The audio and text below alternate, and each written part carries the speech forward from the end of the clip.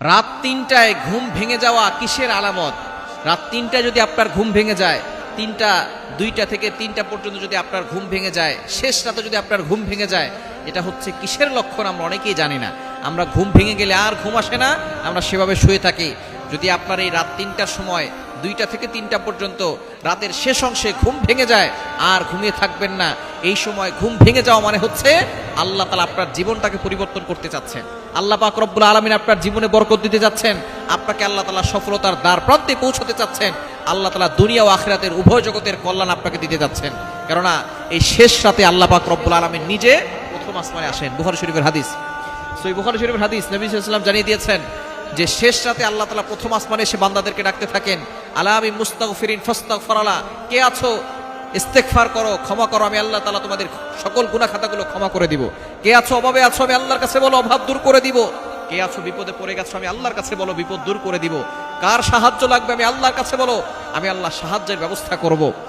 মুয়াজ্জিন ৫ বেলা ডাকে, হাইয়া আলাস সালাহ হাইয়া আলাল ফালাহ, কাম টু দ্য সাকসেস, সফলতার দিকে আসো, কল্যাণের দিকে আসো। একটা সময় মুয়াজ্জিন নয়, আল্লাহ নিজে প্রথম আসমানে এসে বান্দাদেরকে ডাকতে থাকেন। সুতরাং রাত ৩টার সময় যদি আপনার ঘুম ভেঙে যায়, মনে করবেন ওই আল্লাহর ডাকে আপনার ঘুম ভেঙে গেছে, ওই আল্লাহ আপনার জীবনটাকে পরিবর্তন করতে চাচ্ছেন। সুতরাং যদি আপনার ঘুম ভেঙে যায়, আর চুপচাপ করে শুয়ে থাকবেন না, সাথে সাথে উঠে পড়ুন, ওযু করে নামাজে দাঁড়িয়ে যান, আল্লাহর ইবাদত করেন, সেজদায় গিয়ে আল্লাহর সাথে কান্না করেন। আল্লাহর সাথে সম্পর্ক তৈরি হবে। দুনিয়া ও আখিরাতে আপনি বাদশা হয়ে যাবেন। দুনিয়াতে আল্লাহ পাক রব্বুল আলামিন শান্তি দিবেন, আখিরাতেও আল্লাহ পাক রব্বুল আলামিন নাজাতের ব্যবস্থা করবেন। সুতরাং এই শেষ রাতের সময়টা হচ্ছে খুবই গুরুত্বপূর্ণ সময়।